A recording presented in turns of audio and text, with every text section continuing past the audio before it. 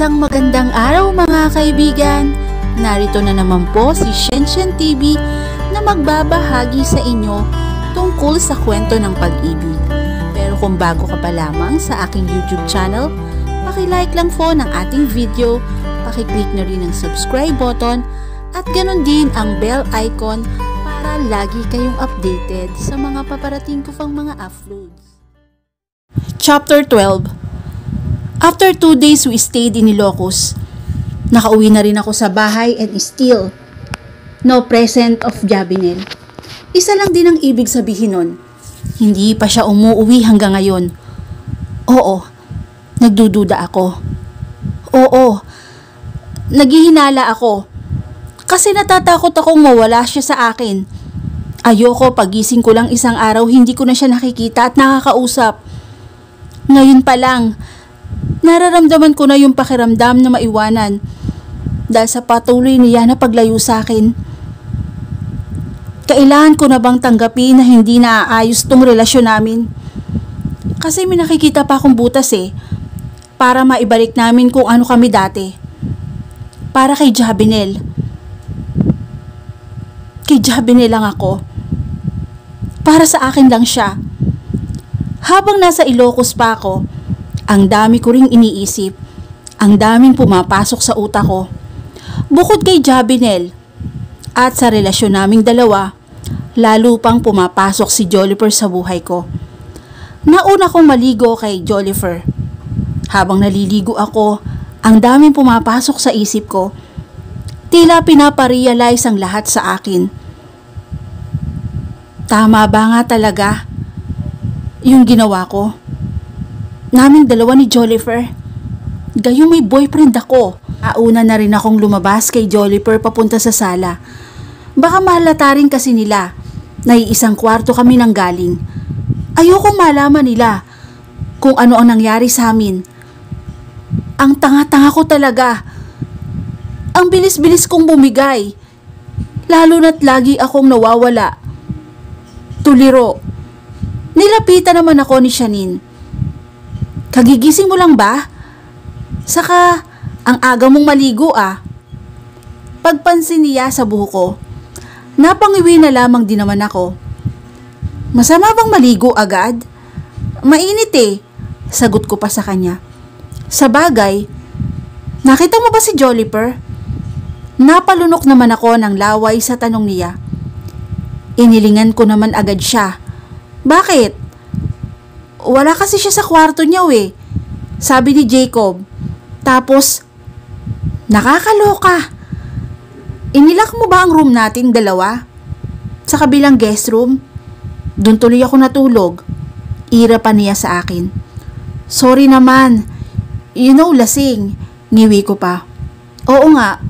By the way, ang lakas pala daw ng tama ng alak sa akin. Huwag kang maingay kay Leandro Hagik-gik pa niya. Natawa at napailing na lamang din naman ako sa kanya. Kain na tayo. Kanina pa naghanda si Jacob dun Yaya naman ni Shanine sa akin. Tumayo naman ako at sumundo papunta sa kusina. Nadat na namin si Jacob na abala sa paghahanda ng breakfast namin. May niluluto pa din ito at ang bango ng amoy ng paligid dahil sa niluluto niya. Ano ba yun? Ang bango naman. Inaamoy-amoy pa ni Shanine. Bawang lang yun. Magsisinangag kasi ko ani niya. Naupo rin naman kaming dalawa ni Shanine sa mga upuan. Nasa harapan namin ang iba't ibang klaseng pagkaing inihain ni Jacob. Sunny side up, hotdog, bacon, and burger.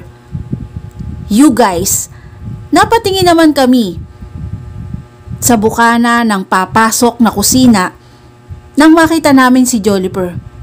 Bagong ligo din ito dahil mamasa-masa pa ang buhok niya. Mas gwapo siya sa ganyang look. Mas fresh tignan, lalo na sa magulo niyang buhok. Bro, saan ka ba galing? Tanong pa ni Jacob sa kanya. Lumapit naman si Jolifer at naupo sa upuan. 1 seat apart mula sa akin. Dyan lang sa labas. Nag-jogging din kasi ako Tignan mo, pawis. Napataas naman ako ng kilay sa sinabi niya. At least ha, magaling din magpalusot to ah. Grabe naman, hindi mo lang nagyaya. Ngisi pa ni Jacob sa kanya. Di bale, okay na tong sinangag. Makakakain na tayo. At sinali naman ni Jacob mula sa kawali at nilagay niya sa bowl. Nagsimula rin naman kaming kumain. Tahimik ang bawat isa sa amin na tila nilalasap ang hinihandang pagkain sa amin ni Jacob. Kailan kayo uuwi ng Manila pa? Tinignan ko naman siya. Sasabay na lamang kami kay Joliper, di ba? Shanine, lilingon ko pa sana. Tumango si Shanine bilang pagsang-ayon niya. Oo, para malibre pamasahe kayo. Hagik-gik pa ni Shanine. Kailan nga ba uuwi si Per? Tanong naman ni Jacob kay Joliper. Sa susunod na araw. Pagkatapos nating magsama-samang magbabarkada. Siyempre, kailangang mabuo ulit ang Tech 9 kahit pa paano. Napakunot noon naman ako sa sinabi ni Joliper. Tech 9? Joliper nodded to me. Yes! Grupo naming magbabarkada yon. Yon, nung high school pa kami. At hanggang ngayon kapag nakukumpleto kaming siyam, puno ng kalokohan ang barkada. Kaya nga ako nandito sa Ilocos dahil uuwi yung isa naming kaibigan mula sa States. Aniya pa. Yun pala yun. Tango ko pa. Akala ko ba kahapon sila pupunta dito? Tanong ni Shanine. Jacob Strug. Akala ko rin pero kanina pa lang pala sila nagsisialisan kaya mamaya darating na rin yon. So, kailangan na pala naming maghanap ng tutuluyan. Kahit 2 araw lang, sabi ko pa. Hindi! Sabay sabi ni Jacob at Joliper. Nagkatingin na naman kaming dalawa ni Shanine. Princess, okay lang sa akin na mag-stay kayo dito. Di ko naman kayo pinapaalis eh. At saka, okay lang sa mga yon na magsiksikan o kaya matulog sa lapag. Ayos lang yun. Dito na kayo, sabi pa ni Jacob. Okay na din naman dito eh. Dito na rin kami mag-i-stay sa bahay ni Jacob. Darating na ang mga kaibigan nila. Nakakahiya. Pero nagpumilit sila na dito na lamang kami mag-stay. Di, walang problema. Parang ayoko pa rin kasing umuwi eh. Parang hindi ko pa kayang makita si Jabinel. Pagkatapos niya akong itaboy, ano pa nga ba ang mararamdaman ko? Dumating na ang mga kaibigan ni na Jacob at Joliper. 7 silang sabay-sabay na nagsidatingan at pinagmamalaki talaga nila ang grupo nilang Tech 9. Ewan ko kung bakit yun ang naging pangalan nila. Hindi ko rin naman inabala. Natanungin pa sila. Sa mga tawanan nila, asaran, mukhang namiss nga nila ang isa't isa. Nang tignan ko naman si Shanine, hindi ito mapakali sa kanyang kinauupuan. Siniko ko naman. Ano? Naghahanap ka na naman ng boylet mo, no?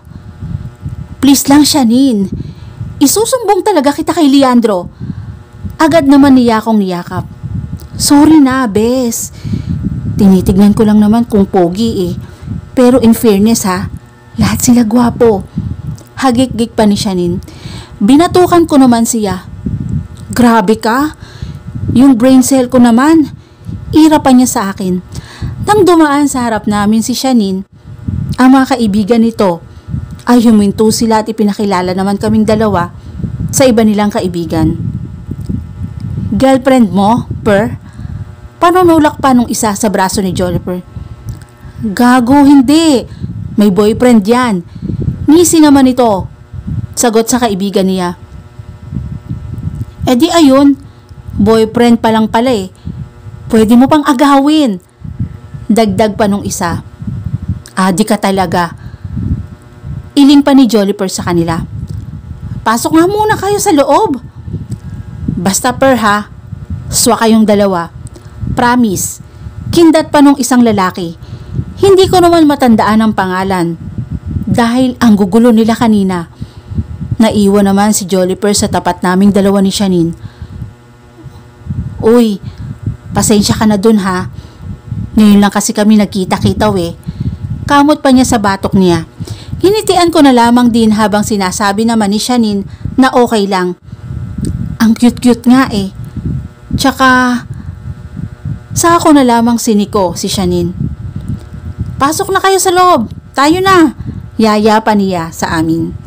Hinawakan ko naman si Shanine sa kamay dahil alam kong hindi nagpipilit ang isang to, kaya naman sinabi ko kaagad na dito muna kaming dalawa. I-enjoy nyo na muna ang company ng bawat isa. Tumango naman si Joliper sa amin at pumasok muli sa loob ng bahay.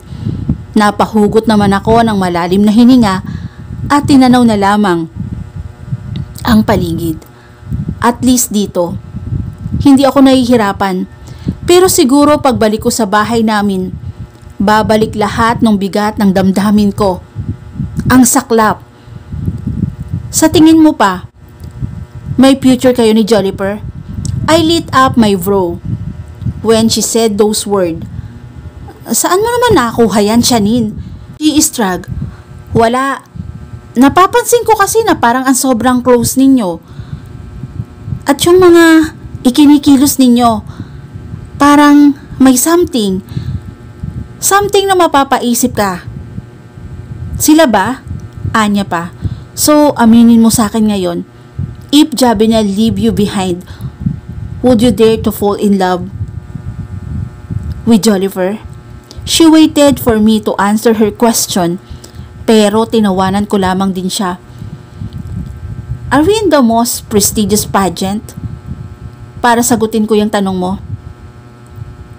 If you can seek the answer your question, siguro malalaman mo rin. Sagot ko naman sa kanya, pero inikutan niya lang ako ng mata niya. Ang dami mong palusot. Ayaw na lamang aminin na gusto mo rin si Joliper. Sino may sabi niyan? Pagtataray ko pa sa kanya. Hindi niya ako sinagot. Saglit lang. Pasok lang ako. Pipigilan ko pa sana siya pero nakapiglas kaagad siya sa akin. Naiwan naman akong nakaupo sa sala. Ay, sa labas pala. Malamig at sariwang amoy ng hangin dito. Hindi polluted. Kaya ang sarap manirahan din dito. Kung pwede nga lang pero may trabaho ako sa Manila. At ngayon, naaalala ko naman yung mga unfinished design ko. Nape-pressure na naman akong tapusin yon. Princess, napalingon naman ako kay Joliper na may hawak na baso ng juice. Inabot naman niya sa akin yon at kinuha ko rin naman. Salamat. Ba't nandito ka sa labas? Samahan mo kaya yung mga kaibigan mo doon. Tsaka ako uminom ng juice na ibinigay niya sa akin. Hayaan mo sila doon. Napangisi naman ako sa sinabi niya.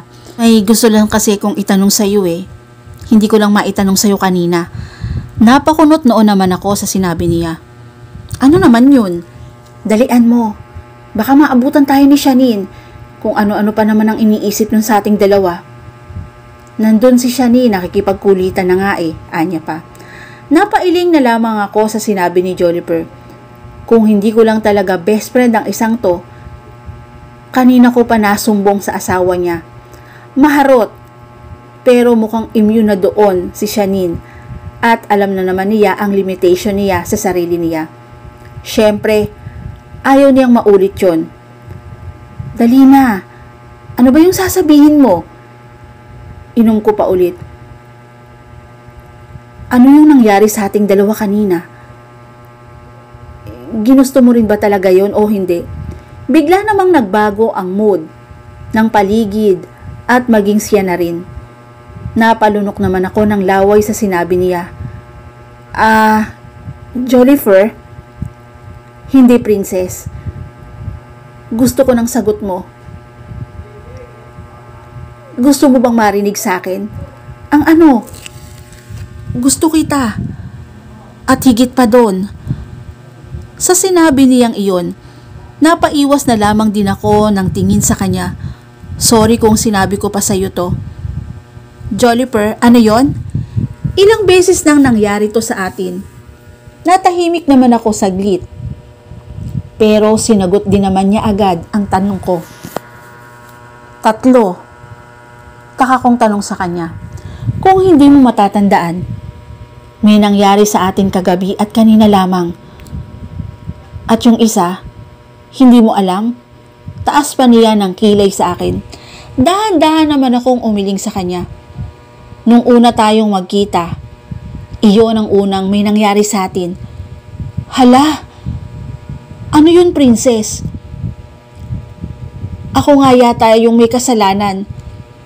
Kasalanan ano? Kung bakit kami nagkaganito? Nagkalabuan kami. Paanong ikaw? May picture siya nating dalawa na nahuli na naghahalikan. Nakatalikod ka doon kaya hindi ka niya namumukhaan noon. Pero yun ang dahilan kung bakit niya pinatigil ang kasal naming dalawa. Kasal? Taka niyang tanong sa akin. Napahugot naman ako ng malalim na hininga. Oo, Joliper. Ikakasal na dapat kaming dalawa pero nangyari yon.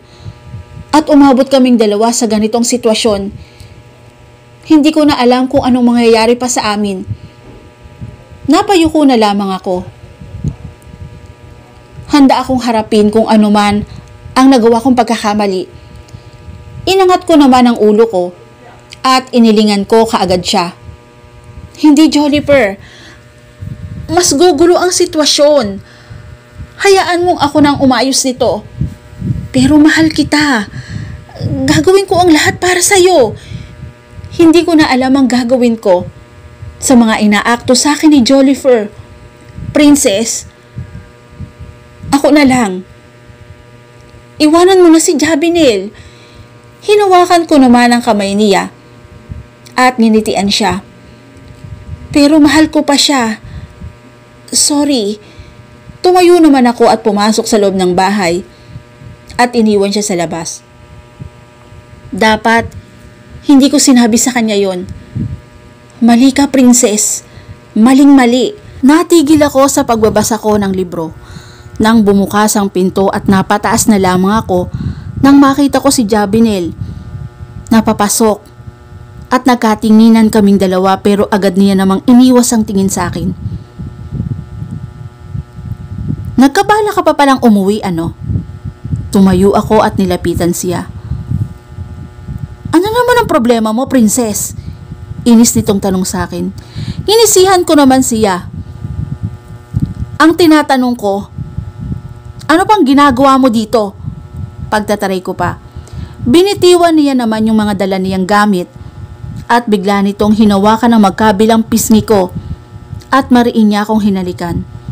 Napapikit na lamang ako at lumaban sa kanyang mga halik. Muli, nagpahulog na naman ako sa kanyang mga halik. At dito na po nagtatapos ang chapter 12 ng aking kwento. Muli po, maraming salamat po and God bless all.